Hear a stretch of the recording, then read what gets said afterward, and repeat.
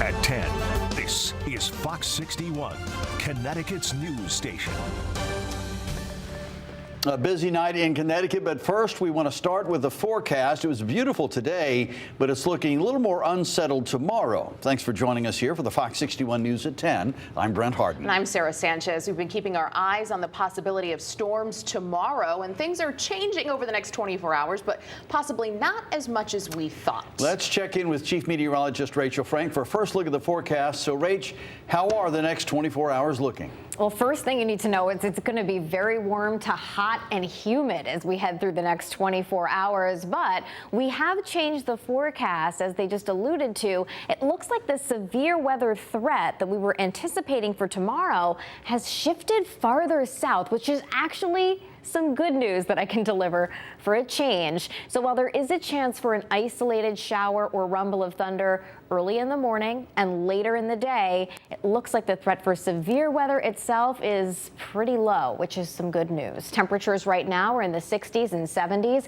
If you haven't been outside over the last few hours, it is a lot more humid than it was outside this afternoon, and that humidity is only going to continue to climb as we head through the overnight hours. Low temperatures tonight in the upper 60s to right around 70 degrees, and so that's what some kids will be greeted with on their way off to the bus stop tomorrow morning. And there is a chance for an isolated shower early in the morning. I think a lot of the state ends up staying dry. Then as we head through the midday and afternoon, clouds are breaking for sunshine and temperatures are climbing into the upper 80s to right around 90 degrees, and that really soupy air mass in place. There is a chance for an isolated shower or rumble of thunder later in the afternoon and into the early evening, but a lot of the state may end up staying completely dry. That being said, we still have a front that's going to come through. So after we get through tomorrow, it turns much cooler and less humid for Thursday and Friday. We'll talk about the changes ahead coming up. All right, Rachel, thank you. New at 10 tonight, Hartford police are searching for whoever shot a 15-year-old boy this afternoon. The gunshots rang out about 4:30, I should say, on Huntington Street. Police found the boy on the road when they arrived. He was taken to the hospital. He was conscious and is expected to survive his injuries. There's no word yet on any suspects, and police are asking anyone who saw what happened to give them a call. Fox 61 will update you on air and online as we learn more.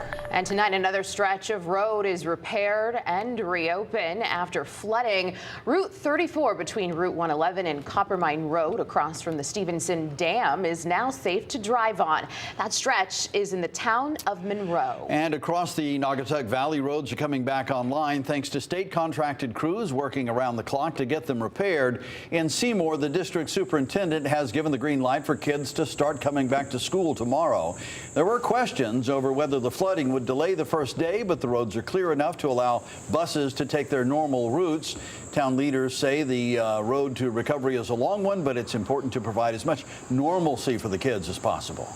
We're going to do the best that we can tomorrow for opening day. That's the most important day of the year. You know, we have 16 businesses out, 10 families, homes were affected by this. I don't want to say we're blessed, but we were blessed because we did not receive the damages that Oxford, Southbury, Newtown, Monroe have all received. Neighboring Oxford has delayed the start of school until after Labor Day at least. Dr. Compton says they are offering support to the district to help them reopen. Well, tomorrow, Connecticut's 2 U.S. senators will tour the damage in the Naugatuck Valley. Senators Chris Murphy and Richard Blumenthal will start in Oxford to hear from impacted locals on how the federal government can support any of the rebuilding. Senator Blumenthal will also meet with farmers in Southbury and later homeowners in Middlebury. While the floodwaters have receded, Connecticut families are still feeling the impact. You can help Fox 61 lend a hand. This Thursday, join the Fox 61 Flood Relief Drive. We're collecting supplies and monetary donations from 8 to 11 a.m. This will be at the Seymour Oxford Food Bank. That's at 20 Pine Street in Seymour. Visit fox61.com/flood relief or scan the QR code there on your screen to learn more on how you can help. And if you are planning to donate, the food bank says it's most in need of water, shelf-stable food, sanitary products, diapers, and reusable shopping bags. As for items you should not bring, open containers of food, perishable and refrigerated foods, clothing, household items, and medication. Again, the Fox 61 Flood Relief Drive is this Thursday from 8 to 11 a.m. If you can't make it out, tune in at 10 a.m. for our special coverage.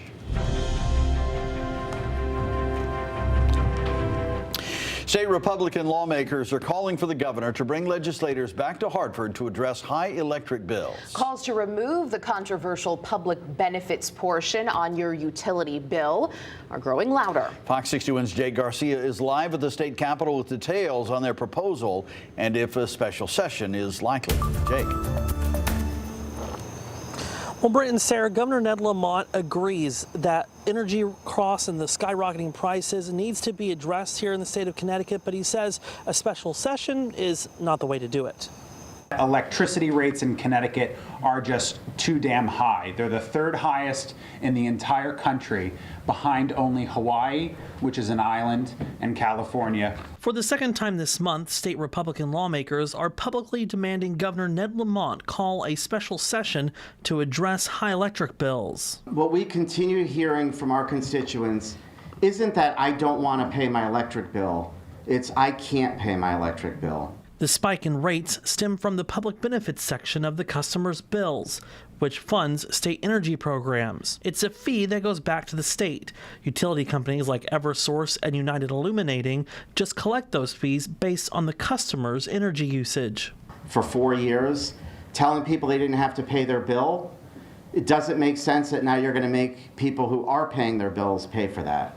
In addition to cutting the public benefits, state Republicans are proposing using the state budget surplus and COVID relief funds to cut the costs, among other things. But Governor Lamont believes a special session wouldn't be productive for this purpose. Short-term subsidies are not the answer to the problem. The answer to this problem is get more supply of energy to bring down the price for everybody.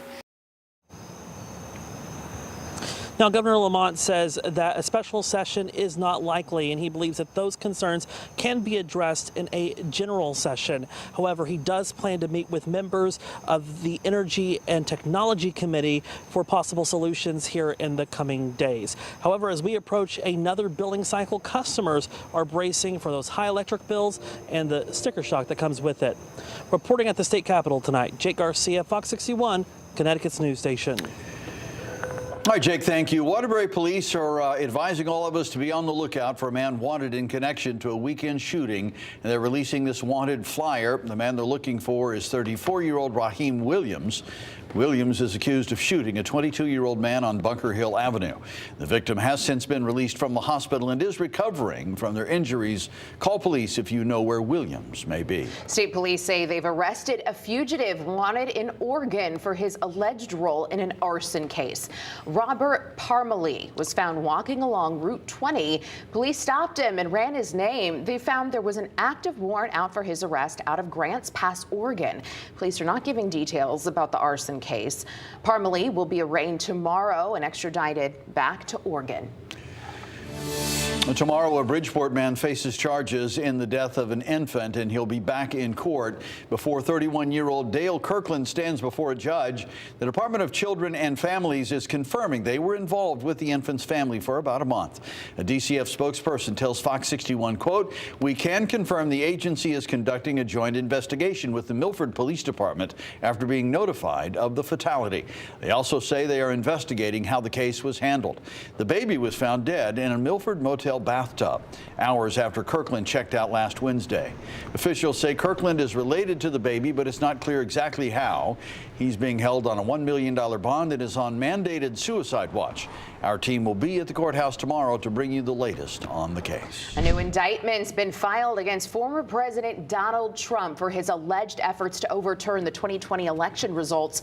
Special counsel Jack Smith made changes based on the Supreme Court's recent ruling giving presidents broad immunity. Fox's Connor Hansen has the story tonight. The charges remain the same for Trump's alleged attempts to overturn the 2020 election. But special counsel Jack Smith reframed the indictment following the Supreme Court's decision to give presidents broad immunity for official acts made in office. One section removed accused Trump of trying to use the power of the Justice Department to overturn his loss. Another change removed the names of federal officials. What they did is kept the four charges, and they just took out any evidence that clearly would have contradicted the Supreme Court's decision on presidential immunity. Former President Trump was quick to react online, saying, quote, "The illegally appointed special counsel, deranged Jack Smith, has brought a ridiculous new indictment against me, which has all the problems of the old indictment and should be dismissed immediately." And running mate J.D. Vance had this to say when asked while on the campaign trail. I don't think that it changes anything legally. I think it's clearly an effort to try to do more election interference from Jack Smith. Democrats, critical of the Supreme Court's ruling, believe the new indictment still stands. But I think that Jack Smith has operated with surgical accuracy and precision to identify all of the private actions that candidate Trump and his campaign engaged in to try to overturn the election. There will be a hearing in Washington, D.C. next week that Trump is not expected to attend. It is still unlikely the case will go to trial before the election. In New York, Connor Hansen, Fox 61, Connecticut's news station.